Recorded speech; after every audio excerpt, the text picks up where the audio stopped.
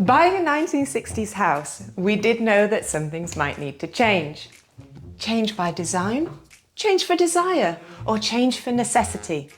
One thing we knew buying this house was that the electrics needed some attention. We have been rewiring the whole house, but also down here we do have the meter and the distribution board. Now you tell me, if all of that being here is the ideal location, for us, we want an understairs loo. How can you live in a house without an understairs loo? Can we have an understairs loo right now? No. What do we need to do? We need to move that out there. Now, having an understairs loo, is that desire, design, or necessity? So not only future-proofing the house with a loo downstairs, also the electrics. We are moving the distribution board right to the door. Why? Because the intake, the supply, and the meter, by today's standards, where does it need to be? Outside. So that's great for us. That means we can have our downstairs loo. So is this a DIY job? Well, parts of it are. Let's tell you about the process. First, we're going to start and we're going to need a digger.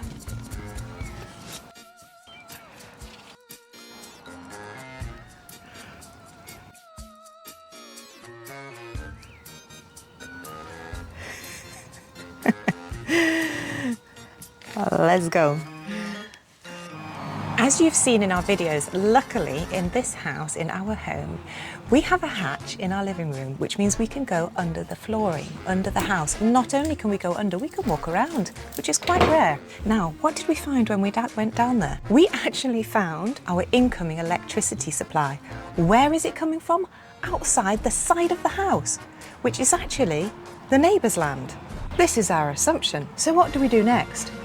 Well, pop online and find out who your local grid supplier is. Ours is National Grid. On the National Grid website, you can apply for something called a service alteration. Sounds like a dress alteration, a service alteration. They say the application takes 15 minutes. Ask Joris, does it? No. Takes an hour. It takes an hour at least. It is complex. Prepare yourself, prepare your time. You will need photos.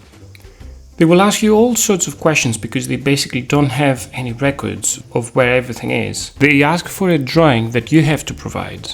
They want to see where your old intake is, your current, and then where do you want the new one to be. And of course, in the drawing, they want to see where the main cable is coming from. As you can see, it's on the right, on our neighbor's drive. And of course, what they really also want to know is how long will the new cable need to be from their own cable up to the intake box, because this is how they calculate the costs. This is a public service. Normally, public services are the longest waiting times, the longest delay. So, same day we get a call, next day they're here. They're here, as you can see in the photos taken by Joris, with their interesting tools and equipment. Are they from 1970s? Who knows? Anyway, they did their assessment, they asked a lot of questions, they had a look around, they had a snoop around, and they went away and investigated. So typically during our realistic DIYers, we're looking at pricing, we're looking at what we can do, what part of it can we do. Keep in mind that there is only so far you can take this as DIYing. Not even your electrician can touch these cables, they are live. It has to be your grid supplier. Now, Joris and his research has found about pricing. You don't have a choice of firm, but you do have a choice of pricing. But that's something I found online. Okay. It's not... If National Grid came and did the whole job, they did the cables, the excavating, over £2,000. If Joris, my soulful farmer, does the digging, it drops almost £1,000. So just over £1,000. That's a huge saving. In our case, you will never guess what happened. So as I said earlier, the supply is coming from our neighbours. It's not our supply. National Grid gave us a call, a lovely call. Our luck changed from last year. And they provided us with this new drawing where they basically confirmed that the cable is passing through the neighbours and it is being joined on the road. And then at the same time that we should create a new joint in front of our property, which then will be connected to the new box through our own land. National Grid need to make sure our supply of our electricity is going through our land. They need to correct that. they're going to do it for free as long as the DIY part is done by us. Right, so this is the next day. I have dug up most of it. It has taken me for 5 meters about 5 hours in total, 4.5 hours in total, with all the interruptions, a few breaks for a beer and an ice cream. Two things. One, you should always use the right tools. If you need to do something like this, please go and get a long one and not the ones with a handle like the one that you see on your screen right now.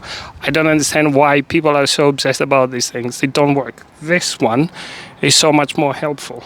Also get yourself a pickaxe, because I've seen on YouTube people trying to dig up such things with SDS drills. SDS drills, like, no, that's not how you do it. You need a proper pickaxe. The minimum requirements are 50 centimeters, as you can see.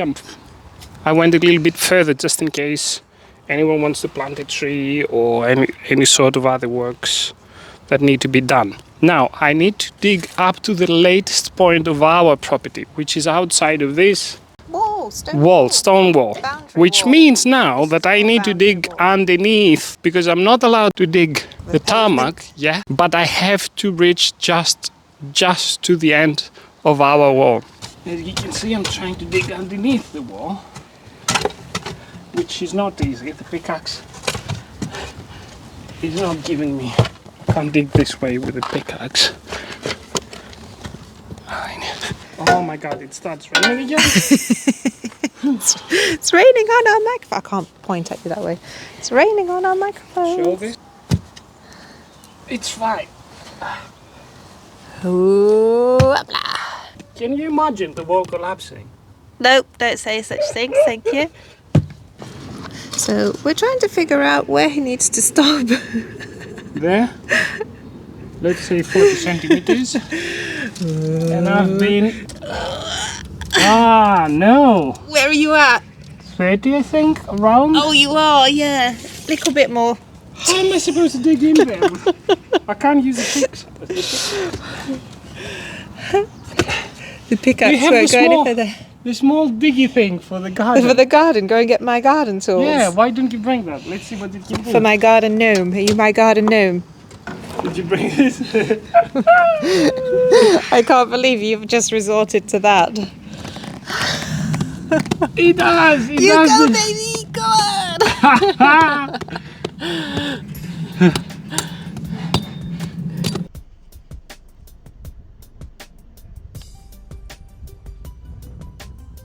The box needs to be placed over here.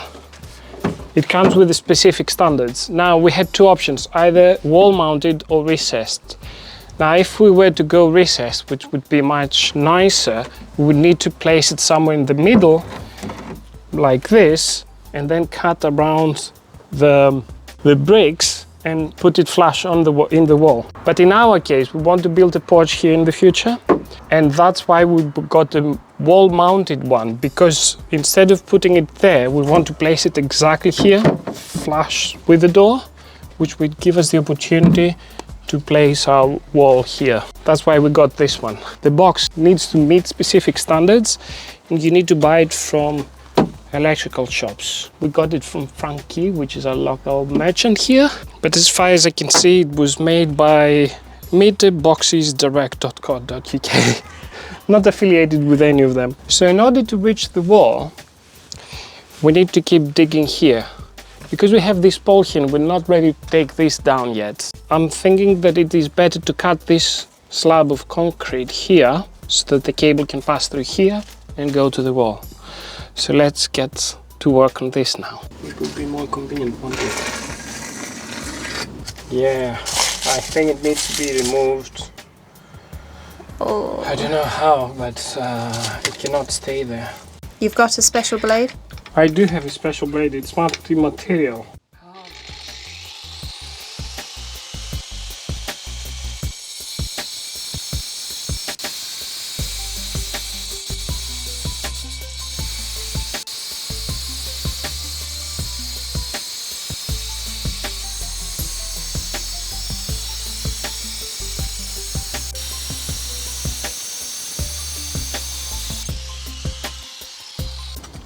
We got a bit dusty. Right, now let's go with a super duper power tool. One way is hand, or with a battery, or with a power tool. What would you prefer, Kat? I'll start with this. See how difficult it might be.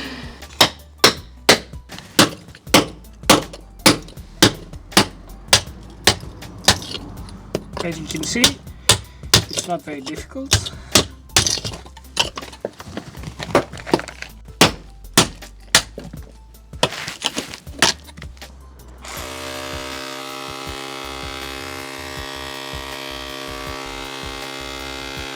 It's supposed to be 2 jowls.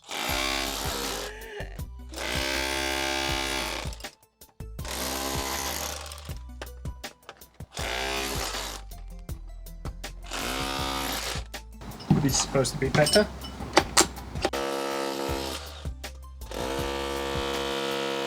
What the hell? That seems harder than that. Yeah. Is it me? The whole base is douche, douche, douche.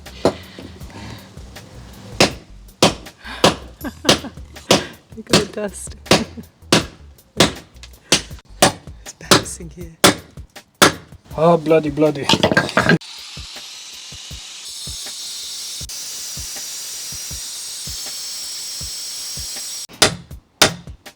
Oh yes, that's what we like to see. I found it. Breaking it at its weak points. Won't go in. Oh yes. And imagine I got this from Wilco when it was closing a couple of years ago, just in case. Look at that. Yep. I can do it. It's really. Wee.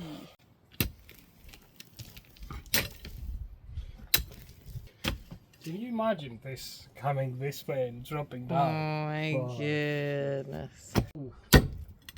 What? There's more? Bloody, bloody. It's here, Watch it's over out, there. I'm quite close to you. Can I get You the just shovel? filled your hole up again. Can I get the shovel? Wee. Wee. That was a good one.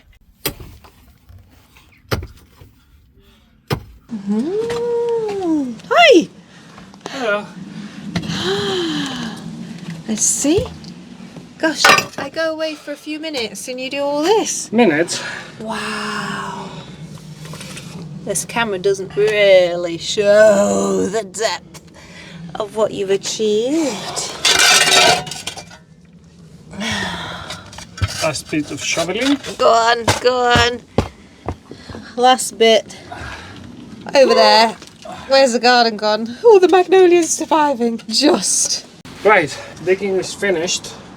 Now we need to save this purple plant that we took out of the ground. Now we need to put the box because tomorrow morning the National Grid is going to come here and check if everything is okay to move forward for Wednesday. It's Sunday, tomorrow is Monday, they're coming to inspect. Wednesday they're doing the connection. Look at your little holes in your gloves. I told him to put new gloves on. Whee!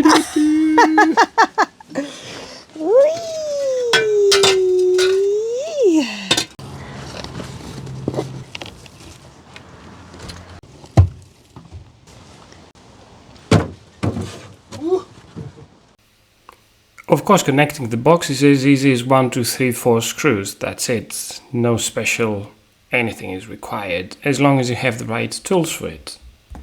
Now you may be wondering all this time, why didn't you hire a mini digger to do this job? Well, first, we would need to pay for it. Second, it would only be able to do the easy parts. The difficult parts next to the door, a mini digger wouldn't be able to reach and wouldn't be able to do all this work.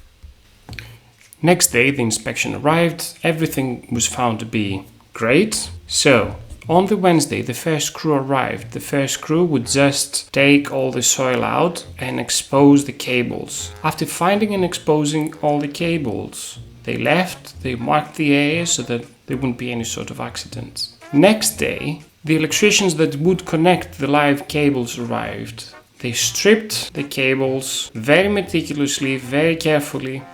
They grounded everything. They used some special connectors, and eventually, after merging everything together, they used this cupping, which they then filled with a 2 parts resin to protect the joint. After the cable was joined, a few hours later, a third crew arrived to restore the ground to where it was before. So they put some soil back and then they compacted it. And of course, after leaving a few hours later, another crew arrived with hot tarmac, which they restored the whole surface into better than it was before. Looking a bit different these days. So we have now moved the distribution board and moved the meter. Look at that, right by the door. It's all ready for us. National Grid have come. They have changed the service alteration. The intake is now at the front and it's down to us again. We've got to put all this soil back in. So what's the next step? Well, I guess we need a whacker. Where are we going to get where are we going to get one of them from? Well, we've got one. Found one. So as you can see, the cable is in the trench waiting for me to fill up. There is this yellow tape that needs to be placed on top. So in the future, anyone that might try to dig there, they will be able to see that electricity passing underneath. I could just fill it up with soil, but to make it a little bit better, we got some sharp sand that just arrived this morning, and then I'll fill it up with soil. First of all, I will fix the cable so that it sits nicely on the ground. This is a very thick cable. It's not really moving, just like that. And now that the cable is ready, I'm going to transfer the sand into this bucket because we don't have a wheelbarrow. And just like that, I'm going to pour some in. This, they told me, is not really necessary, but I'm doing a very thin layer so that any sort of stones in the soil that I'm going to put back in will not be able to harm the cable. And now that I have put a very thin layer of sand, by the way, that sand we got it for the garden, not for this job, but anyway, I thought it's going to be a good idea. I'm going to start filling up small layers of soil. They told me to place that tape at around 20 centimeters over the cable. Difficult not to grab stones now, is it? I'm grateful I used this sand. Otherwise it would be all stones hitting the cable. First 10 centimeters give or take are down, and I'm going to start compacting already. This is called tamper square, not a whacker. A whacker is the mechanical one. We could have gotten a mechanical one, you know, a petrol operated one, but we would need to rent it, pay for it. We got this and we have it for a lifetime. It will outlast us.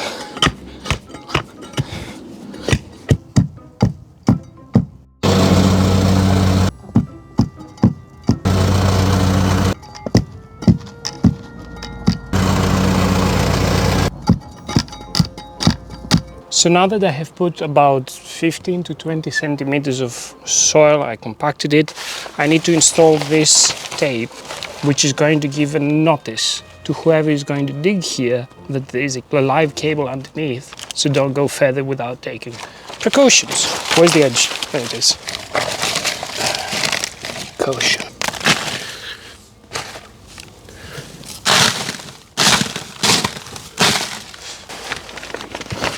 There you go. You just colour coordinated yourself. I am. They will give you this tape, but remind it to them because they might forget. So, woo! Them leave without it. Yes, it's quite important. Safety reasons and everything. Oops, you can see me filming. Because an incoming video is building a porch here, and they're going to need to know that right there. We will, because we're building it by ourselves, don't we? Time to cover up. Let's make some butter. This movement all day is not easy, but thankfully I'm used to it. Yeah, boy.